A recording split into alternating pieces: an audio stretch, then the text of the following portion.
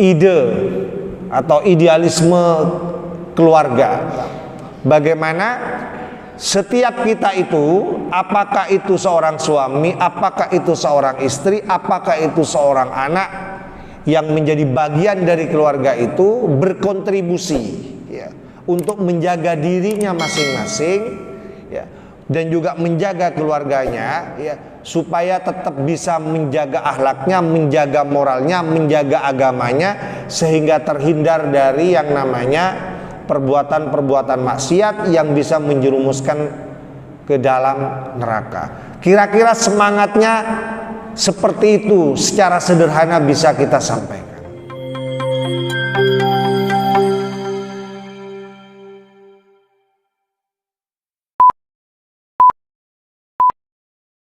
Bismillahirrahmanirrahim. Assalamualaikum warahmatullahi wabarakatuh.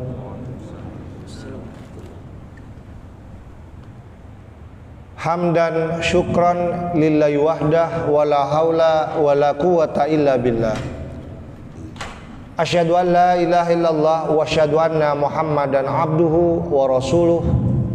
Amma ba'd. Jamaah salat subuh yang dimuliakan Allah, marilah kita bersama-sama memanjatkan puji syukur kehadiran Allah Subhanahu wa taala. Karena hingga pagi hari ini kita masih mendapatkan banyak nikmat dari Allah Subhanahu wa taala. Nikmat iman, nikmat sehat, nikmat kesempatan, semua itu kita gunakan dengan sangat baik. Pada pagi hari ini kita masih istiqomah untuk menjalankan ibadah sholat subuh secara berjamaah. Tidak semua orang bisa melakukan ini semua.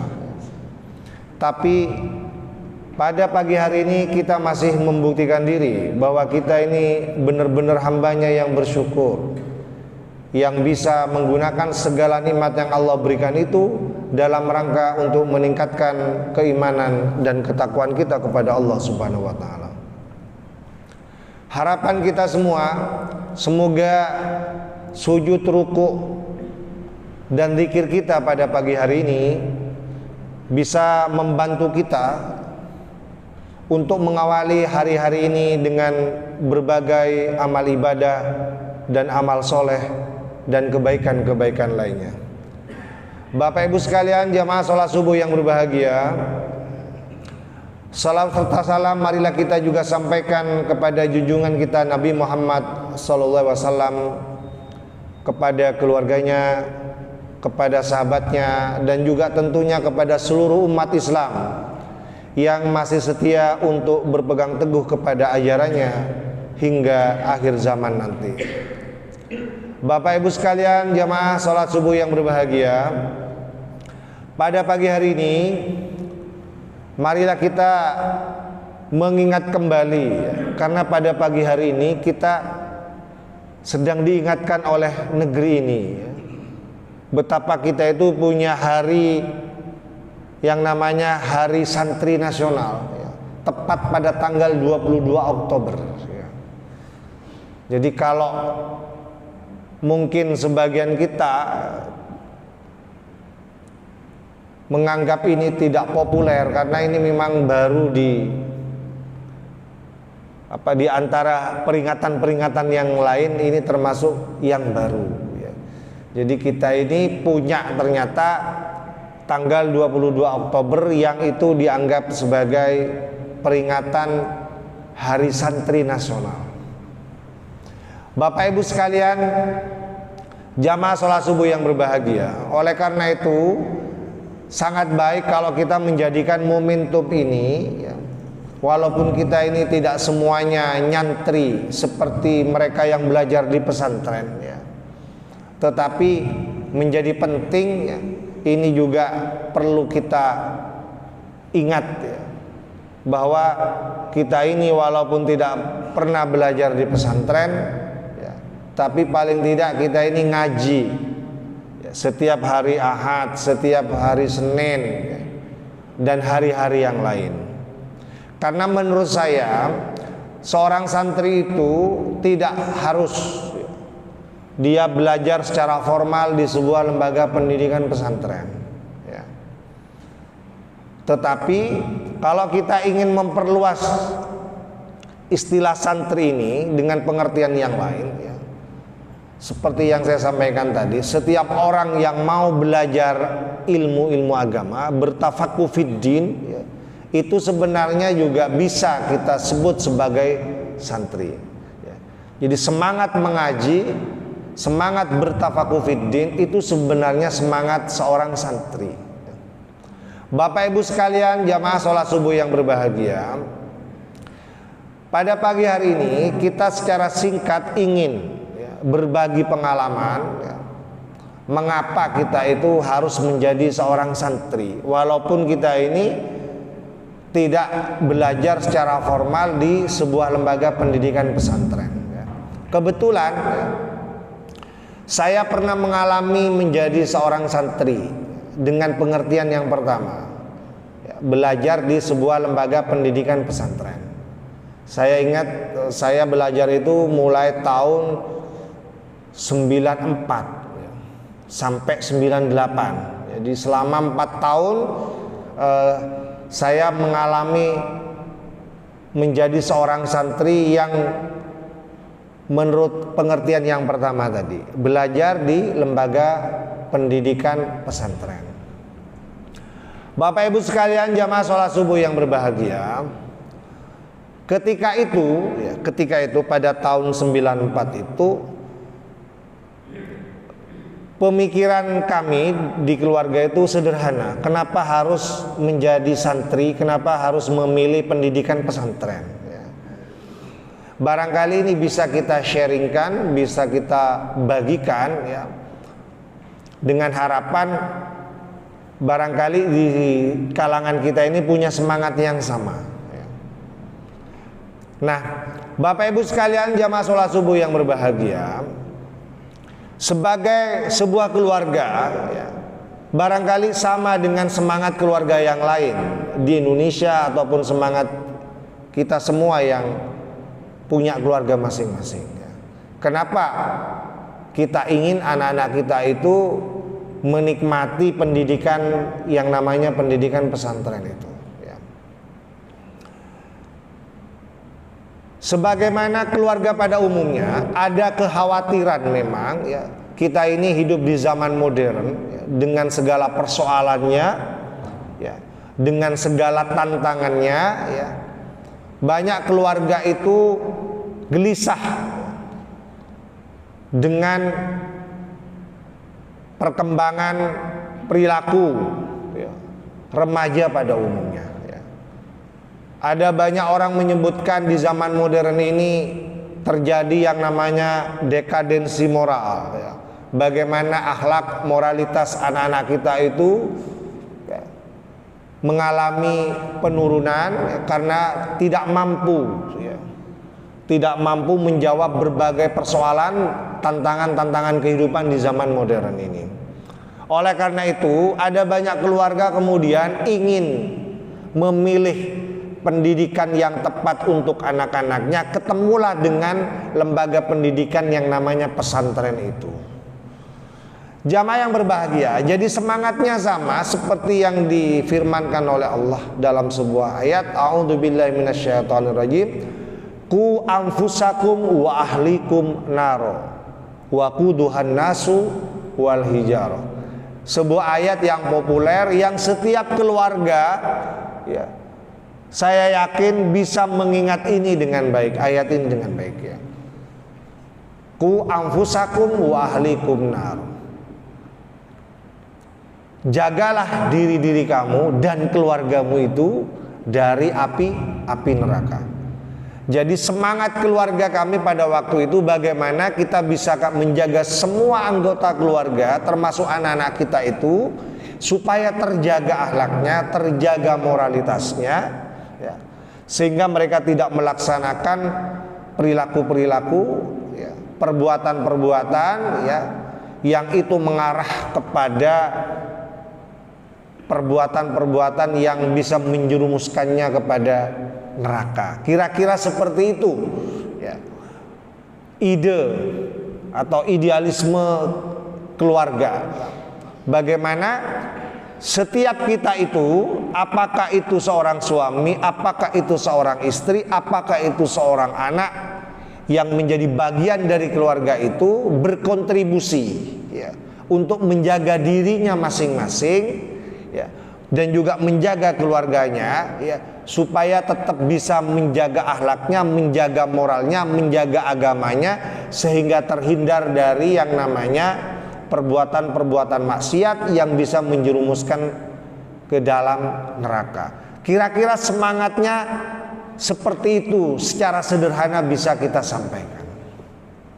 Jamaah yang berbahagia, oleh karena itu ini penting, semangat ini juga dihadirkan pada hari ini yang kita lagi memperingati Hari Santri Nasional ya. Bagaimana kita menghadirkan sebuah semangat di mana keluarga, anak, istri, suami ya, dan seluruh anggota keluarga itu ya, punya semangat untuk mengaji ya, belajar agama ya, supaya terhindar dari apa yang saya sampaikan tadi ya. Oleh karena itu pilihannya apa saja Ustadz? Ya menjadi santri ya. Menjadi santri. Barangkali kita ini yang sudah sepuh-sepuh, yang sudah tua-tua, tidak mungkin kita masuk pesantren dalam usia yang seperti ini, karena pesantren pada umumnya itu menerima calon-calon santri yang masih usia-usia remaja ya. Paling tidak kita menjadi santri ya, rajin mengaji ya, di masjid ini ya. Walaupun hanya setiap hari Ahad, hari Senin, dan hari-hari yang lain. Ayo kita gunakan bersama-sama ya, untuk menjadi santri yang baik, mengaji sedikit demi sedikit ya, memahami tuntunan agama, apa yang sudah diajarkan di dalam Al-Quran, di dalam Sunnah, dalam rangka untuk menjaga ya, keluarga kita dari api neraka itu. Ini yang pertama yang barangkali bisa saya sharingkan, bisa kita bagikan kenapa kita memilih menjadi seorang santri. Kemudian yang kedua, pada waktu itu 94 itu pemikiran kita lagi-lagi sederhana ya. Pada saat yang lain ya, ingin menjadi polisi, menjadi tentara dan sebagainya ya. Tetapi kita ingin punya pilihan lain. Nah, ini pilihan lainnya ini ketemu dengan keinginan untuk menjadi seorang santri ya. Makanya kemudian kita disekolahkan di pesantren. Ini sebenarnya selaras dengan apa yang disampaikan dalam Al-Quran. A'udzubillahi minasyaitonirrajim. Wa makanal mu'minuna liyanfiru kafah. Tidak sepatutnya orang-orang yang beriman itu pergi semuanya untuk berperang. Liyanfiru kafah ya. Tidak sepatutnya orang-orang yang beriman itu mengirim anak-anaknya, mengirim saudara-saudaranya untuk berperang semua ya. Liyanfiru kafah ya. Atau kalau di zaman ini kan tidak ada perang ya. Artinya kita hidup dalam kondisi yang normal, yang damai, yang aman ya. Mungkin kalau dikontekstualisasikan dalam kehidupan kita ya, tidak sepatutnya anak-anak kita semuanya dikirim menjadi tentara semua misalnya ya. Menjadi polisi semua ya kan, menjadi insinyur semua misalnya ya. Disebutkan dalam ayat ini falaula nafaro min kulli firqatin ta'ifatun liyatafaqu fiddin. Hendaknya ya, dalam ayat ini mengapa tidak sebagian di antara firqah ya, dari golongan itu mengirim sebagian orang-orangnya ya ta'ifatun liyatafaqu fiddin untuk melakukan yang namanya tafaqu fiddin, belajar agama.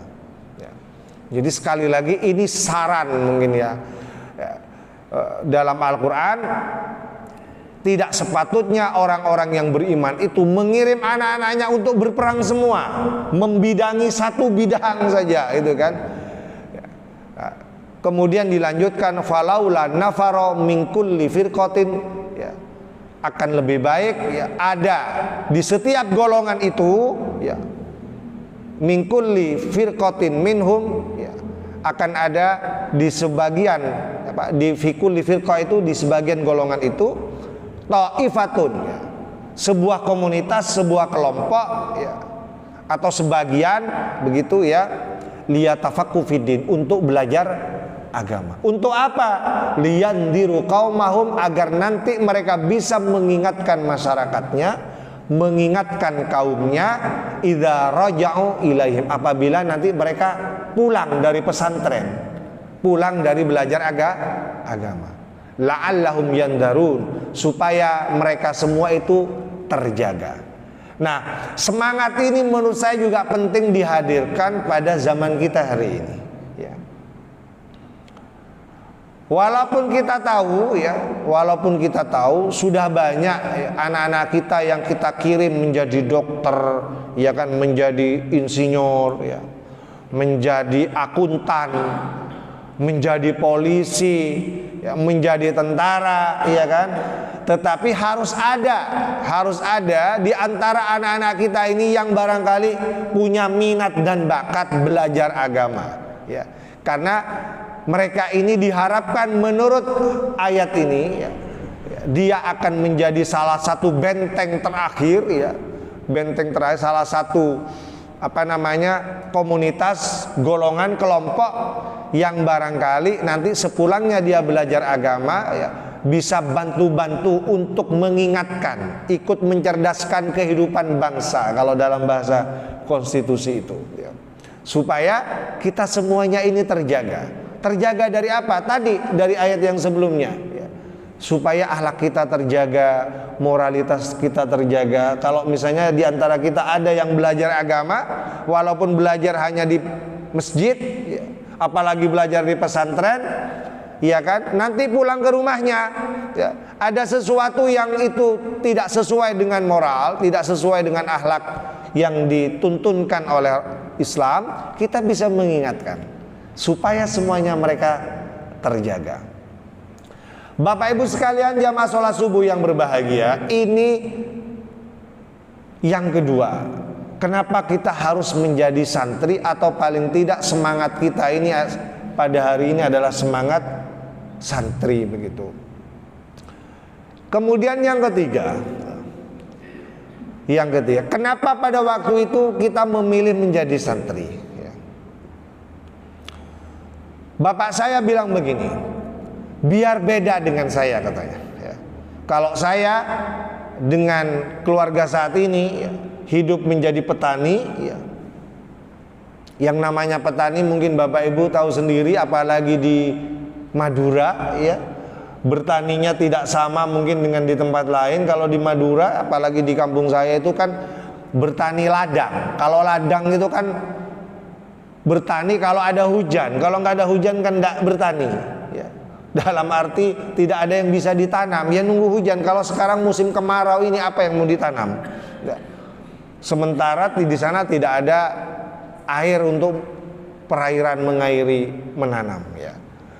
Nah, supaya tidak sama, katanya, kamu, ya, menjadi petani seperti saya, barangkali harus ada, ya, di antara kita, di antara anak-anaknya, ya, untuk belajar, melanjutkan belajar ke pesantren, kemudian belajar ke perguruan tinggi dan sebagainya. Kenapa itu? Ya, mungkin Bapak Ibu pernah juga memikirkan itu. Mau letak pada bana teti pada ben sengkok, ya. Mungkin kalau dalam bahasa orang tua kita, ya. Mau le pada benca kancana, selalu bilang seperti itu, ya. Ini sebenarnya sama dengan spirit yang difirmankan oleh Allah dalam sebuah ayat, a'udzubillahi minasyaitonirrajim, yarfa'illahu alladhina amanu minkum walladhina utul ilma darajat. Allah itu akan mengangkat, yarfa'illahu alladhina amanu minkum, Allah itu akan mengangkat ya orang-orang yang beriman di antara kamu, walladzina utul ilma darajat, dan juga akan mengangkat orang-orang yang berilmu, darajat, beberapa derajat.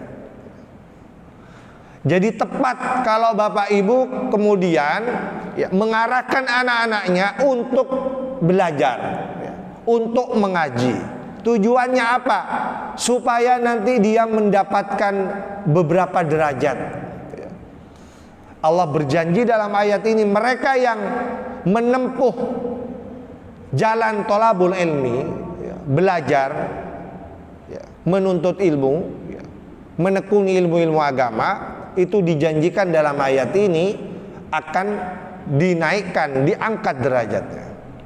Nah, kita bisa saksikan semua mereka-mereka yang katakanlah kalau kita sebut itu punya jabatan, punya derajat, itu rata-rata mereka yang punya ilmu pengetahuan ya. Makanya kita masih percaya bahwa pendidikan itu ya, bisa membantu kita untuk menjamin masa depan anak-anak kita ya. Sebenarnya semangatnya sama dengan ayat ini ya. Kalau kita ini mampu mengarahkan anak-anak kita ya, menempuh pendidikan yang kita harapkan ya, maka harapan itu akan terwujud suatu saat ya, dia mungkin akan tidak sama dengan kita yang jadi petani ya. Mungkin nanti dia akan punya ya, sama dengan teman-temannya yang lain ya, memiliki derajat-derajat sebagaimana yang disebutkan di dalam ayat ini. Jamaah yang berbahagia, kemudian di pesantren itu kita juga sering didoktrin, kalau dalam bahasa kita didoktrin ya, dengan hadis yang berbunyi ya, man arada dunya fa'alaihi bil ilmi ya. Barang siapa yang ingin dunia fa'alaihi bil ilmi, maka dia wajib berilmu, dia wajib ngaji. Wa man aradal akhirah, dan barang siapa yang ingin akhirat, kebahagiaan akhirat, fa'alaihi bil ilmi, maka dia juga diwajibkan untuk berilmu, wajib belajar, wajib mengaji. Wa man arada dunya wal akhirah, dan barang siapa juga menginginkan kehidupan dunia dan juga kehidupan akhirat, fa'alaihi bil ilmi, maka juga diwajibkan untuk berilmu. Ini juga sering disampaikan oleh kiai-kiai kita, ustadz-ustadz kita, bahwa kalau ingin sukses dunia dan akhirat, nak, ya, harus belajar, harus mengaji, harus menjadi santri yang baik.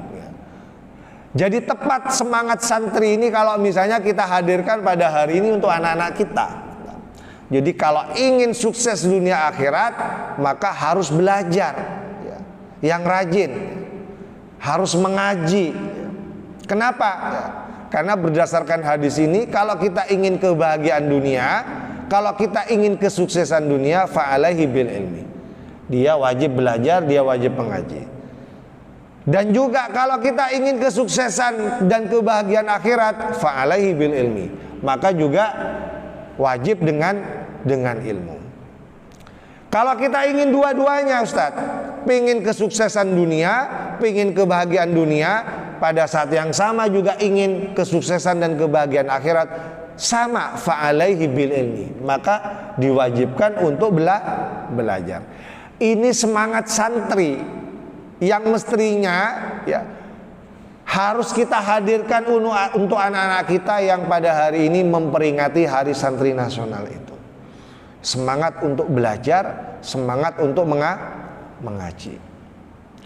Bapak Ibu sekalian, jamaah sholat subuh yang berbahagia. Oleh karena itu di dalam hadis yang lain Rasulullah itu mengingatkan ya, innallaha yubghidu, sesungguhnya Allah itu benci kepada siapa? Kulla alimin bid dunya, kepada orang yang hanya pintar urusan dunia, wa jahilin bil akhirah, pada saat yang sama dia itu bodoh dalam urusan akhirat ya. Makanya ketika dia menyandang status sebagai santri ya, diharapkan dia tidak hanya pintar dalam urusan dunia, pada saat yang sama dia juga pintar dalam urusan akhirat. Jadi menjadi santri itu sebenarnya diinginkan, diharapkan punya kemampuan ya, mengelola ya, kehidupan dunianya, punya kemampuan untuk mengelola kehidupan akhiratnya, mampu menyeimbangkan pemahamannya tentang dunia dan juga pemahamannya tentang akhirat, mampu menyeimbangkan untuk memenuhi kebutuhannya di dunia dan juga kebutuhannya di akhirat. Ini semangat santri yang semestinya kita tanamkan pada setiap tanggal 22 Oktober ya, yang harus kita sampaikan ya, kepada anak-anak kita. Kemudian yang ketiga, yang keempat, yang terakhir, kenapa kita memilih untuk menjadi santri? Supaya kita ini juga ikut berkontribusi untuk melakukan perubahan-perubahan ya, ke arah yang lebih baik ya, karena sekarang ini zamannya kan ingin perubahan-perubahan. Sebenarnya santri itu juga bisa berkontribusi untuk melakukan perubahan-perubahan itu. Sebagaimana Allah berfirman, a'udzubillahi minasyaitonirrajim, wal takum minkum ummatun yad'una ilal khair. Hendaknya ya, ada ya, umat ya, wal takum minkum ummatun. Hendaknya ada di antara kamu itu ya, sebagian ya. Sebagian untuk apa? Yad'una ilal khair ya, yang mau menyeru kepada kebaikan ya. Wa ya'muruna bil ma'ruf ya, menyuruh kepada kebaikan, wa yanhauna 'anil munkar, dan juga menyeru kepada mencegah kepada kemungkaran, mencegah kemungkaran ya. Wa ulaika humul muflihun, mereka itulah orang-orang yang beruntung. Nah, santri itu bisa melakukan tugas-tugas ini ya. Jadi ketika dia pulang ya, dari pesantrennya, ketika dia pulang dari pengajian, sebenarnya bisa melakukan tugas-tugas ini. Yad'una ilal khair, mengajak orang lain untuk berbuat kebaikan. Wa ya'muruna bil ma'ruf, menyuruh orang lain ya, untuk berbuat ma'ruf. Wa yanhauna 'anil munkar, dan juga mencegah orang lain supaya tidak berbuat kemungkaran. Ini tugas-tugas santri ya. Jadi dia tidak hanya belajar teori saja di pesantrennya, tapi pada saat yang sama dia harus bisa mengaplikasikan ya, harus bisa mengamalkan ilmu-ilmunya itu dalam rangka berkontribusi melakukan perubahan, memperbaiki. Barangkali di lingkungan keluarganya, iya kan, dia bisa mengajak semua keluarganya untuk berbuat kebaikan-kebaikan. Masyarakatnya, lingkungannya, ya kan, bangsanya, ya, semuanya diajak dalam rangka untuk berbuat kebaikan dan mencegah dari perbuatan-perbuatan yang mungkar. Bapak Ibu sekalian jamaah yang berbahagia, memang ke depan tantangan santri ini berat ya. Tantangan santri ini berat. Dari sangat beratnya harus kita akui ya, godaan-godaan itu begitu sangat luar biasa. Tidak semua santri bisa melaksanakan tugas ini ya. Jadi walaupun Bapak Ibu itu menyaksikan di negeri ini sekarang ini banyak santri ya, yang sudah mendapatkan derajat-derajat itu tadi, jabatan-jabatan ya. Kalau dulu orang sarungan, orang kopiah ya, berjubah itu sulit masuk birokrasi, masuk istana. Sekarang sudah bisa masuk Bapak Ibu sekalian ya. Dulu mungkin kita tidak menyaksikan ya, kaum santri dengan mudah, dengan bebas bisa masuk ke semua birokrasi. Sekarang ini banyak ya, mereka yang kopiahan, mereka yang sarungan, mereka yang pakai jubah ya kan, mereka yang khutbah setiap Jumatan ya, mereka yang rajin sholat jamaah ya, sekarang banyak ya, di lembaga legislatif, di DPR RI, di DPRD Jawa Timur, provinsi ya kan, di Sumeneb banyak sekarang ya. Cuman sejauh mana mereka melaksanakan tugas-tugas tadi itu? Yad'una ilal khair. Apakah mereka mampu mengajak orang lain untuk menuju kebaikan al khair? Apakah mereka mampu ya'muruna bil ma'ruf, menyuruh masyarakatnya untuk berbuat baik? Apakah mereka mampu mencegah terjadinya kemungkaran-kemungkaran? Nah, itu permasalahan kita pada hari ini. Ya. Apalagi cobaan di dunia birokrasi kekuasaan itu sangat-sangat tinggi. Ya. Orang itu kalau mau idealis ya, seidealis-idealisnya itu kan sebelum menjabat ya. Kalau sebelum menjabat itu mereka idealis banget ya. Ya. Sangat idealis ya. Kalau mengkritik pinter ya. Kalau mengkritik itu pinter sekali ya. Ketika belum menjabat tapi ya. Kalau kampanye juga coba lihat kalau nanti mereka kampanye, luar biasa kalau kampanye itu ya. Kan sebentar lagi nih musim kampanye. Coba kita simak apa saja janji-janjinya itu. Apa saja idealisme yang akan diwujudkan kalau dia menjabat. Ya, luar biasa. Ya. Kalau pengen cari orang idealis, orang yang bersih, itu sebelum menjabat Bapak Ibu. Tapi nanti setelah menjabat, lihat juga apakah mereka berubah atau istiqomah. Nah, itu masalahnya. Nah, pengalaman kita ya, terakhir sebelum ditutup, pengalaman kita, penyakit kekuasaan itu di situ ya. Idealisme kita ya, kebersihan kita, bersihnya hati dan perilaku kita itu nanti diuji ketika kita itu sudah menjabat ya.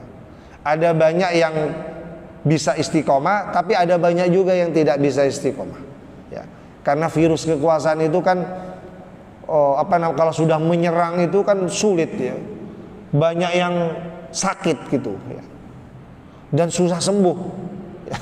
Susah sembuh ya kalau sudah terserang virus kekuasaan itu ya. Sekedar menutup ya pengajian kita pada pagi hari ini ya. Saya ini ada saudara ya. Sama seperti kita ini, bahkan beliau ini lora kalau dalam bahasa Madura ya.